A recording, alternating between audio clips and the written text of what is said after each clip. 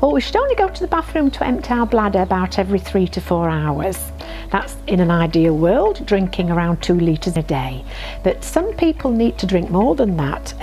Some people with intellectual disabilities may have a drooling problem, and they may need to increase that fluid, so they may need to go to the toilet slightly too often. And also, if we drink too much caffeine during the day, that can stimulate the bladder, make the bladder muscle contract, so we'll go more often. But ideally, only the minimum time should be every 3 hours.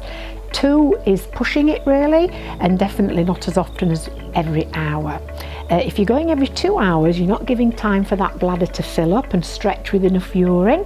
The bladder is just a muscle, and if you don't use it, you lose it. So you have to drink enough, hold on to enough to stretch it out, and then it can hold up to 450, 500 mils of urine. But if you empty it too often, every hour or every 2 hours, it starts to shrink because it's not being used, and then it can get stiffer.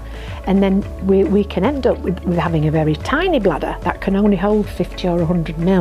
And then that's setting yourself up for an overactive bladder, because you have to go then go too often. So ideally every 3 hours, try and stretch it to 4 if you can.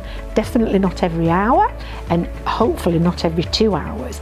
But with some very frail elderly people, they've got a shrunken bladder, they can actually only physically hold 2 hours worth of urine anyway. So that can be an exception to the rule.